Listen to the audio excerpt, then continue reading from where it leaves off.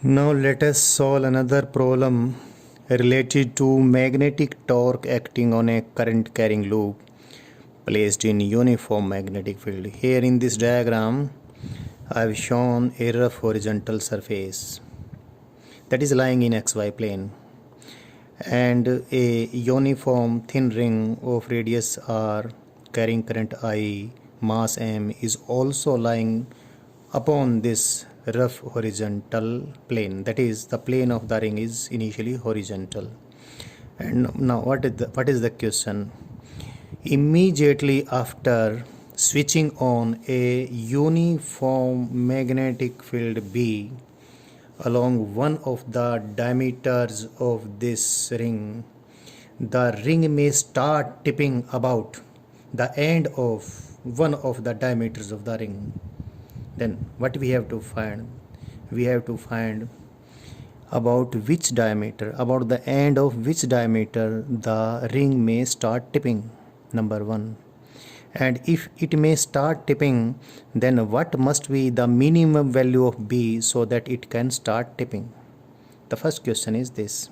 And the second question is this: if the value of B is such that pi into R into this current in the ring I, it is equal to twice of the weight of this ring. If the magnetic field satisfies this value, if the magnetic field is like that, then after the ring has started tipping and it has tipped up to an angle of 37 degree, then at this instant when it has tipped up to an angle of 37 degree, you have to find number one, what will be the angular velocity of the rotating ring.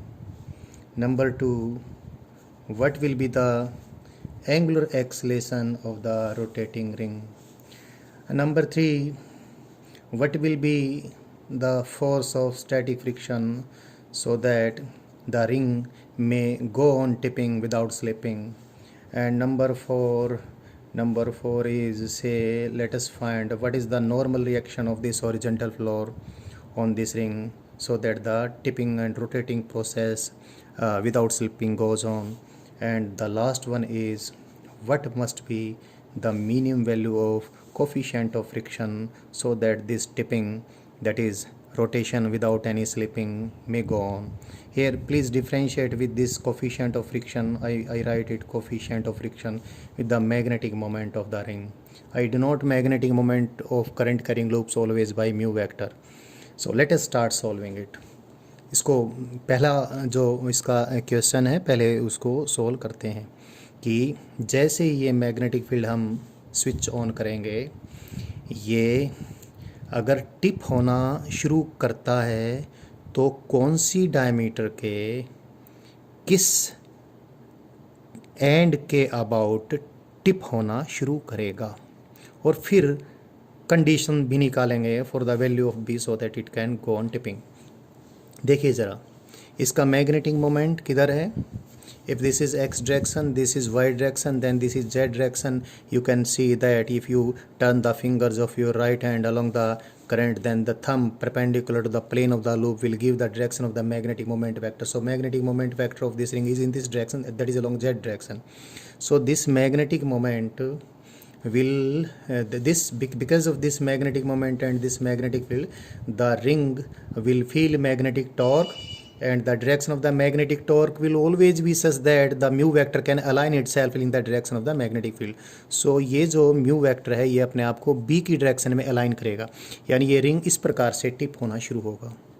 अगर ये tip हो सकेगा तो ऐसे tip होगा, और जब ये ऐसे टिप होगा तो देखिए किस डायमीटर के अबाउट, किस डायमीटर के एंड पॉइंट के अबाउट ये टिप होगा. You can easily see the diameter, the AO diameter के point O, that is end O के अबाउट ये टिप होना शुरू होगा. अगर ये टिप होता है तो कंडीशन जो है वो सेटिस्फाइड हो जाती हैं. तो पहली बात तो ये, अब टिप अगर ये होना शुरू हो जाता है तो जैसे ये टिप होना शुरू होगा ये रिंग यहाँ से हल्का सा ऊपर उठेगा और इसका रिंग का point of contact with this horizontal floor point O बन जाएगा। तो मैं थोड़ा सा इसको टिप हुआ दिखाता हूँ, हल्का सा। The angle by which it has tipped is negligibly small, so the plane of the ring is still horizontal. ये थोड़ा सा ही ये टिप हुआ है, हॉरिजॉन्टली ये प्लेन कंसीडर कीजिए। म्यू वेक्टर इधर है इसका और मैग्नेटिक फील्ड इधर है। तो मैग्नेटिक फील्ड तो हॉरिजॉन्टल डायरेक्शन में है ही, तो कितना मैग्नेटिक टॉर्क आएगा? Magnetic torque you know mu vector cross B vector, this is the value of the magnetic torque and its magnitude is mu into B into the angle between magnetic field and the mu vector is 90 degree, so it is mu into B. I again repeat the I have exaggerated this tipping। ये tip होना बस शुरू हुआ ही है, ये angle अभी negligibly small है। तो मैंने ये सिर्फ इसलिए दिखाया है कि नॉर्मल रिएक्शन अब ग्राउंड की इस रिंग पे यहाँ से पास होगी, जैसे मैंने इस 3D डायग्राम में दिखाया। तो यहाँ से नॉर्मल रिएक्शन पास होगी, यहाँ से भी इस डायग्राम से देखें आप, और ये इसके ऊपर ग्रेविटी का फोर्स जो इसके यूनिफॉर्म रिंग है तो इसका सेंटर ऑफ मास इसके ज्योमेट्रिकल सेंटर पे होगा, तो ये mg का फोर्स है। तो इस पे फोर्सेस n है, mg है। आप एक बार एक चीज़ देखें, अगर ये स्लिप नहीं होता है, अगर ये स्लिप नहीं होता है और इसकी टिपिंग चालू रहती है, यानी ये अगर ये ऊपर उठता चला जाएगा तो इसका सेंटर ऑफ मास ऊपर की तरफ एक्सेलेरेट होगा और ये रोटेट होगा और ये स्लिपिंग इसकी ना हो किसी प्रकार से। तो इसलिए सेंटर ऑफ मास के एक्सेलेरेशन की डायरेक्शन के हिसाब से इस पे स्टैटिक फ्रिक्शन की डायरेक्शन निकालेंगे, उसकी वैल्यू भी निकालेंगे और ये यहाँ पर स्टैटिक फ्रिक्शन एग्जिस्ट करेगा। अभी थोड़ी देर में मैं वो सारी इस चीज़ें डिस्कस करने वाला हूँ, फिलहाल इस बात को हम सॉल्व कर लेते हैं। अगर ये जैसे ही टिप होना शुरू होता है तो अभी जैसे ही इसने टिप होना शुरू हुआ है तो इसका वर्टिकल डायरेक्शन में जो भी एक्सेलेरेशन होगा कितना होगा, n minus m g. Tip होना शुरू होता, उठना शुरू होता, सेंटर ऑफ मास ऊपर की तरफ जाना शुरू होगा, सेंटर ऑफ मास ऊपर की तरफ जाना शुरू होगा तो n minus m g will be equal to m into a c. अगर जस्ट ये ऊपर उठना शुरू होता ही है, ए सी की वैल्यू जस्ट ग्रेटर देन 0 है, यानी ये ऊपर उठना शुरू होता ही है, तो हमारी कंडीशन आ जाती है n minus m g is greater than equal to 0, so n is greater than equal to m g. तो अगर ये टिप होना शुरू होता है शुरू में इसका जैसे ही ऊपर की तरफ उठना शुरू होगा, सेंटर ऑफ मास जो भी इसका अल्फ़ा होगा यानी एंगुलर एक्सेलेरेशन होगा, उससे सेंटर ऑफ मास का एक्सेलेरेशन अल्फ़ा इंटू आर ऊपर की तरफ ही होगा और अभी एंगल थीटा की वैल्यू न के बराबर है। और जैसे ये उठना शुरू होता है, टिपिंग इसकी होनी शुरू होती है, एंगुलर वेलोसिटी भी 0 है, तो कोई हॉरिजॉन्टल डायरेक्शन में एक्सेलेरेशन नहीं है। Initially there is no friction in any direction, but initially if it starts lifting up then n must be greater than और at least equal to 0, n must be greater than और at least equal to mg। तो ये condition हमारी satisfy हो जाएगी। अब देखें ज़रा, ये n तो इसको इस प्रकार से रोटेट करवाएगा, ये म्यू वेक्टर क्रॉस, ये म्यू वेक्टर इसका इधर, mu vector cross B vector के कान, थोड़ा मेरी टंग स्लिप हो गई अभी, mu vector cross B vector के कान जो मैग्नेटिक टॉर्क आएगा वो तो इसको इस प्रकार से टर्न करवाएगा और एन के कान जो torque about the centre of mass बैठेगा वो इसको इधर रोटेट करवाएगा। तो टिपिंग प्रोसेस होती रहे, ये बाय द वे अगर टिपिंग प्रोसेस होती रहती है तो इस टॉर्क की वैल्यू n के कारण जो सेंटर ऑफ मास के अबाउट जो टॉर्क होगा उससे ज़्यादा होगी और ये टॉर्क फिर सपोज रिजल्टेंट टॉर्क जो कि कितना है, mu vector cross B vector की मैग्नीट्यूड, डायरेक्शन तो हमने देख लिया है mu vector cross B vector की, n के कारण जो सेंटर ऑफ मास के अबाउट टॉर्क होगा उससे ज़्यादा होगी, minus n into R, that is equal to, that is I am taking total torque about the center of mass के about total torque is equal to IC into alpha. IC is the moment of inertia about the center of mass. So this condition is to be satisfied. Now say the tipping has just started, so alpha must be greater than equal to 0 if it has to go on tipping.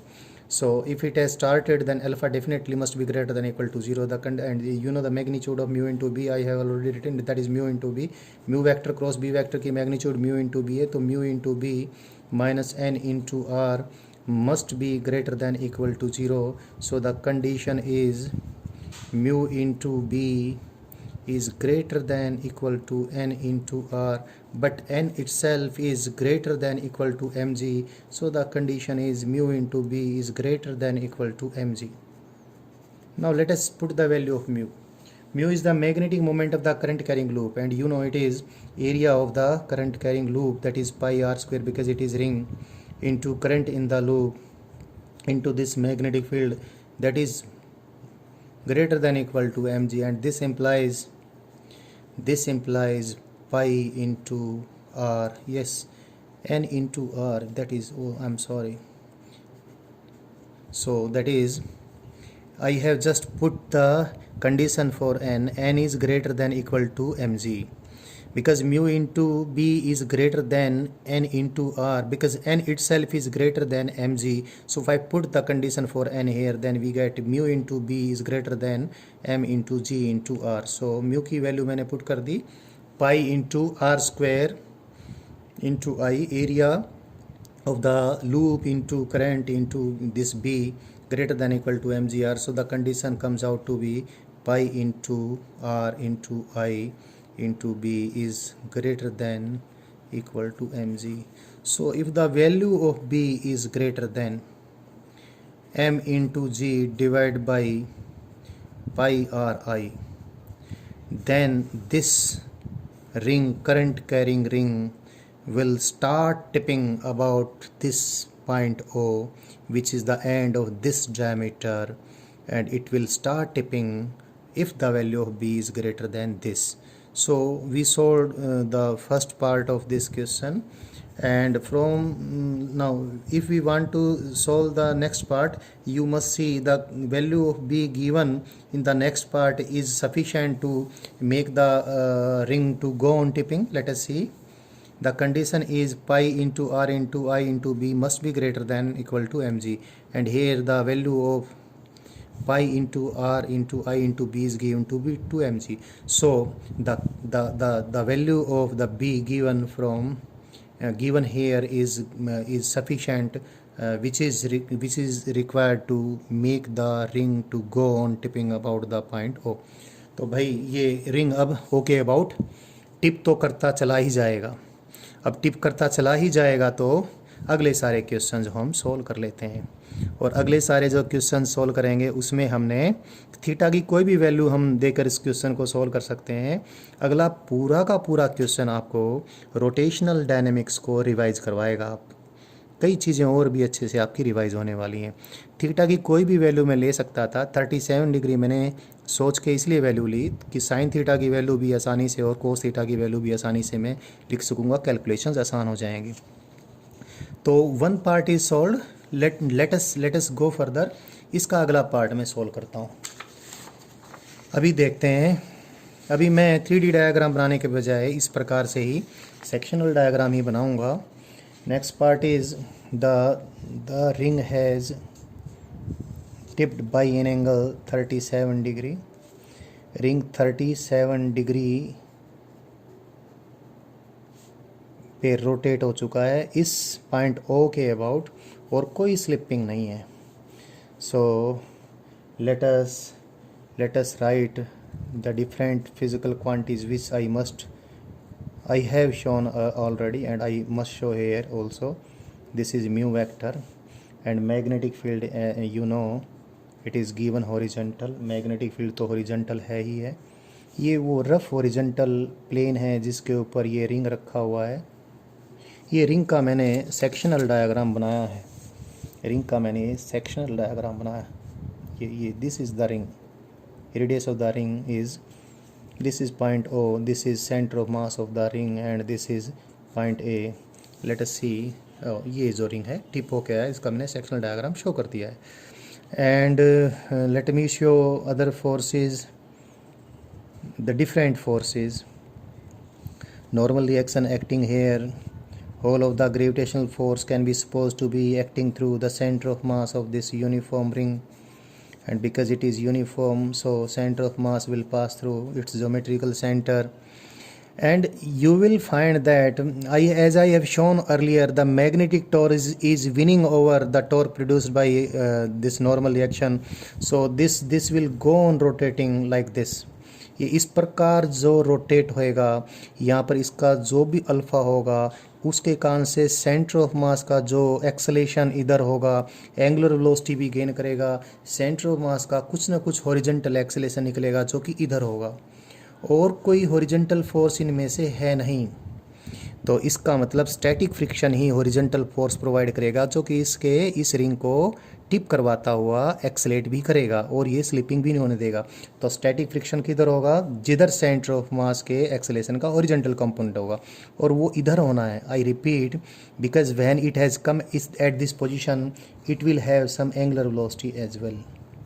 So the center of mass will have its acceleration, two components of its acceleration, one along this, that is alpha into r, and the other along this, that is omega square into r. So you can see if we combine these two parts of the acceleration of center of mass, we will get some horizontal acceleration. So there must be some external horizontal force acting on the ring, and that cannot be other than the static friction. So the static friction will act upon this ring in this direction. So this is the direction of the static friction. I think this thing is clear to you. This angle theta, the value of theta I already told you, it is to be taken 37 degree for simplicity, for simple calculations. This angle is theta, so this angle is also theta, and this angle is 90 degree minus theta. And say when the ring has rotated by this angle 37 degree, the center of mass of the ring has gone up by height h, and you can see this is the radius of the ring, and the h, the value of this h is equal to r sine theta. Now let us solve. First let me apply work energy theorem. Work energy theorem apply करने के लिए, या फिर law of conservation of mechanical energy में apply कर देता हूँ, mechanical energy conservation apply कर देता हूँ, मैकेनिकल एनर्जी कंजर्वेशन। इसके लिए पहले मुझे zero potential energy configuration consider करना पड़ेगा। मैग्नेटिक फील्ड में जब कोई करंट कैरिंग लूप होगा या कोई मैग्नेट होगी, तो I will explain later on if mu vector may be of a current carrying loop, current carrying coil, or it may be of a magnet, bar magnet or permanent magnet of other shape also. कोई भी current carrying loop है या bar magnet है, उसका magnetic moment vector b है, और magnetic field में अगर वो प्लेस्ड है तो इतनी उसकी मैग्नेटिक पोटेंशियल एनर्जी होगी। This is the expression for magnetic potential energy, magnetic potential energy of a current carrying coil or loop placed in magnetic field. And this magnetic potential energy, obviously you can see it will be zero when dot product of mu and b is zero, that is when mu and b vector they are perpendicular to each other. And the initial position, you see, initial position of the ring had been when the plane of the ring had been horizontal and the plane of the ring, yes, okay, plane of the ring had been horizontal, magnetic moment is vertically upward, magnetic field remains horizontal, so the angle between mu and b is 90 degree, and this is the position, this is the orientation of the loop when its magnetic potential energy is taken to be zero. And I take this is zero gp level, zero G P बोले तो gravitational potential energy. तो gravitational potential energy में ring की इस plane में, जब ये horizontal plane में, जब इसका सेंटर ऑफ मास बिल्कुल इस हॉरिजॉन्टल सरफेस पे ही है, तो जीरो ले लेता हूँ। और देखिए ज़रा, मैकेनिकल एनर्जी कंजर्वेशन में लगाता हूँ। अभी जब ये इतना ऊपर उठ जाता है तो ग्रेविटेशनल पोटेंशियल एनर्जी यहाँ पर तो जीरो थी, जब ये हॉरिजॉन्टल प्लेन में था तो इसकी ग्रेविटेशनल पोटेंशियल एनर्जी भी जीरो थी। इसकी मैग्नेटिक पोटेंशियल एनर्जी भी जीरो थी because the dot product of mu vector and B vector both had been the dot product had been zero.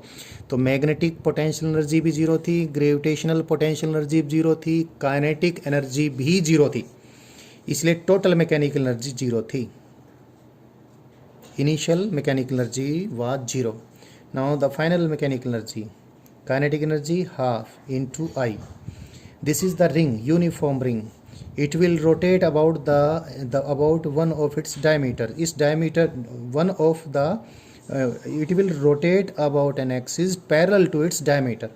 इस एक्सिस के अबाउट जब ये रोटेट होगा, जो रिंग की एक डायमीटर के पैरेलल है, तो पैरेलल एक्सिस थ्योरम से इस पॉइंट के अबाउट, इस एक्सिस के अबाउट अगर इसका मोमेंट ऑफ इनर्शिया निकालते हैं किसी डायमीटर के अबाउट, तो रिंग का कितना होता है 1/2 mr²।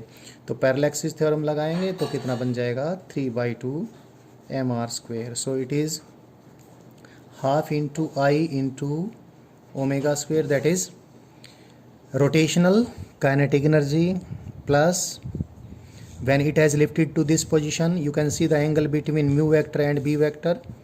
Angle between mu vector and b vector is 90 degree minus theta. So this पहले मैं ग्रेविटेशनल पोटेंशियल एनर्जी लिख देता हूँ, मैंने प्लस लिख दिया।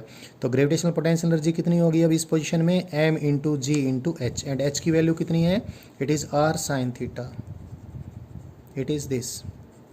अब magnetic potential energy minus mu into B into इस पोजीशन में देखेंगे तो कॉस ऑफ कितना 90 माइनस थीटा आएगा, इतना आएगा इस गिवन पोजीशन में। ये इसका मैग्नेटिक पोटेंशियल एनर्जी होएगा, cos 90 माइनस थीटा माने साइन थीटा, तो minus mu into B into sine theta. So I have written mechanical energy conservation for further calculations. From here we can find the value of omega. Let me simplify, that is 3/4 m into r square into omega square, and that is equal to mu into b minus m into g into r. Already the value of mu into b and m into g r is set, so that the tipping can go on, no need to worry about that. And this we have got. Further let us simplify. Let me to put the value of mu into b, 3/4 m r square into omega square is equal to mu, you know it is pi into r square into I into b minus m into g into r into sin theta. Sine theta की value put कर देते, इसका काम ख़त्म हो गया। This is 3/5 sin 37। So R को मैं कॉमन लेकर काट देता हूँ, ये आर से ये कट जाएगा। जब ये आर से कट जाएगा, you know pi R I B की वैल्यू मैंने कितनी दी थी क्वेश्चन में, इसकी वैल्यू दी थी मैंने 2 mg। तो ये क्या आएगा, this will be 3/4 m into g m into omega square into R, that is equal to, this is 2 mg minus mg, so that is mg into 3/5. So what we get from here? From here we get omega square into r is equal to 4/5 g। Omega square into R की value इतनी आ जाती है। ये बहुत ज़रूरी है omega square into R की वैल्यू निकालनी। And from here you can find omega easily. Omega की कितनी वैल्यू आ जाती है यहाँ से, omega comes out to be, it is 4g divided by 5r its square root. So we got one thing,